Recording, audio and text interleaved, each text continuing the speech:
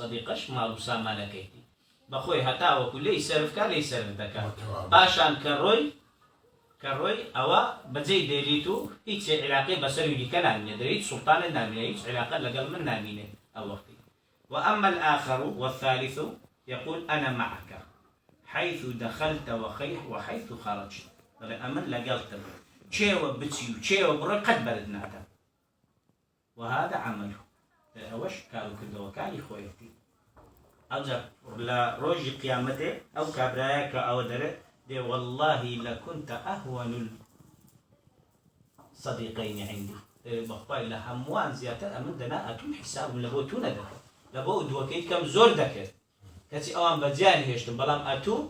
ئێستاکە لە گەڵمی کە چوومە ناو قەبرێ و لەوێژان لەگەڵم بووی بەخوای لە هەمویان زیاتر ئەمن احتیمام بە تو نەدەدا احتیمام بەوان دەدا بە زۆر تو نەدا ئەجا بەنی ئادەم مەقسەدی پێغەمبەر صلی الله عليه وسلم لەوەیە بەنی ئادەم لە دنیادا خەریکی کار و کردەوەکانی خۆی بێ یعنی ڕەفیقی دنیا و ئەنیسی دنیا و قیامەتی دەبێت بەخوای ئەوەی کە لەگەڵ کار و کردەوەی چاکە خەریکە لە دنیایشدا دڵی مرتاحە خۆشە دایمەن گەشە لەناو قەبرەکەشی والپاش قەبرەکەش کە زندوو دەکرێتەوە لە ژیانی ئەبەدی لەوێشت ئێمەی موسڵمانان بڕوامان بە سێ ژیان هەیە لە ژیانی دنیامان پاشان ژیانی بەرزەخ کە لەناو قەبری لەگەڵ ژیانی ئەبەدی قیامەت ئەو ژیانە هەر سێ ژیانەکە تەمەشای بکە هەمووی بەندە لەسەر کار و کردەوەکانمان هەمووی لەسەر کار و کردەوەکانمان خدای پەروەردگار بەخۆی دەفەرمێ وما تعلم نفس ما أخفي له من قرة أعين جزاء بما كانوا يعملون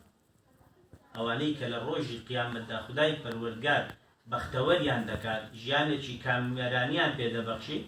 بۆ خۆشیان نازانن چیان پێدەبەخشی یعنی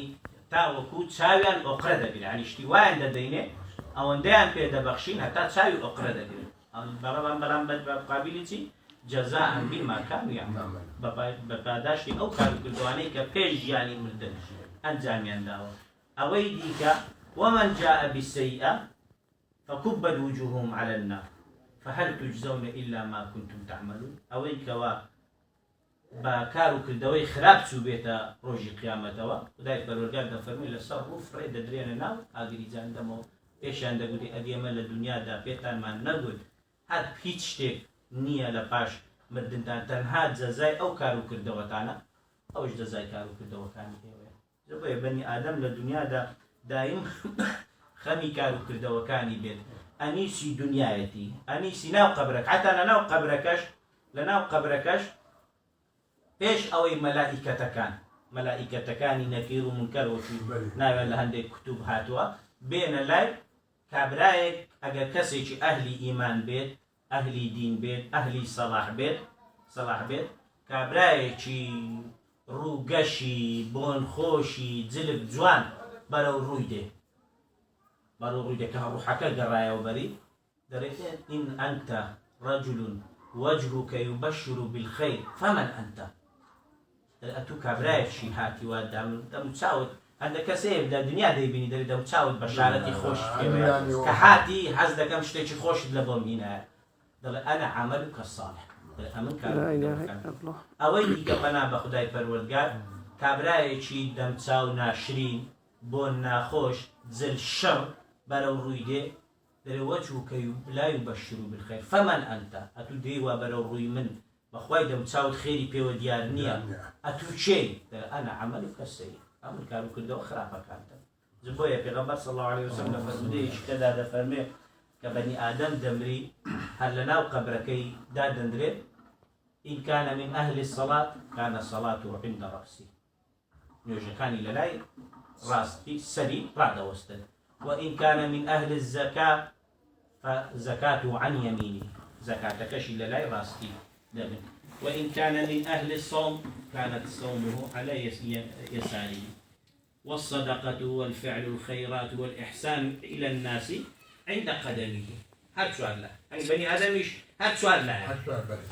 أواني كدين أزيتي بدن يأتيه من قبل رأسي فتقول الصلاة ليس من قبلي مدخل بين أزيتي بدن لنا قبرك أزابي بدن لا يسري وكلا بدون يوجك بجواب ده لا منه هيك متصالح ثاني ناتوان ئەزیەتی بدەن نوێژەکانی خۆی بەڕێک و پێچی ئەنجامدان فەیەتی من یەمینی ئەوجارە لای ڕاستیەوە لە بۆی دێ فتقول الزەکات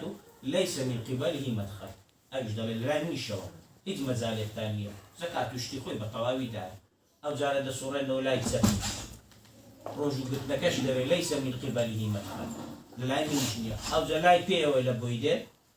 لای پێوە دەبێت ئەوش کار و کردەوەی چاکەی کردو خێر و حەسەناتی لێرەش هیچ مەجالێکتان نییە ئەو جاکە مەلائیکەتەکان دێن دایدەنیشێن فەیوجلس دایدەنیشێنن و پرسیارەکان لێ دەگەن ما تەقول في هذا الرجل بعث فيكم مەقسەدیان پێغەمبەر صلی الله عليه وسلم چی بەرامبەر ئەوە دەڵێ چی بەرامبەر بڕوات بەچێیە عنی پرسیارەکانی ناو قەبری لێ دەکەن ئەو جاکە ئەگەر ئەهلی ئیمان ئەوانە بێت ئیمان بێت مەلائیکەتەکان دەستێکی بەسەر دادەینێت دەڵێن بخەوە بۆ خۆت بخەوە عنی دەکەوێتە ژیانی بەرزەخەوە ينام نومة العروس في ليلة الزفاف يعني دەکەوێتە خەوێکی ئەوەندە خۆشەوە وەکو کوو کابرا لە ژیانی خۆی شەوی زاوایە شەوی بەزاوابوونی دەکەوێتە خەوێکی ئاوا خۆشەوە بۆ خۆ ئیتر لەو خۆشیەدا دەبی هەتا وەکو قیامەتدا بەنا بە خودای پەروەردگار ئەوەی دیکە هەمووی عکس دەبێتەوە جە بۆیە بەنی ئادەم لە دنیادا ئیش دەست بە کار و کردەوەکانی بکە ئینشاءالله حسابی کار و کردەوەکانی بکە باشترین ڕەفیقیتی لە دنیا و لە ناو قەبرەکەشی و لە پاش مردنیشی و پێغەمبەر صلی الله عليه وسلم ئیشارەتی پێ کردوینە خدای گەورە دەپاڕێنە ئینشاءالله دەروبەرومان بکە لە بۆ کار و کردەوە لە بناحی برجەکان لە بناحی حازران السلام عليكم السلام عليكم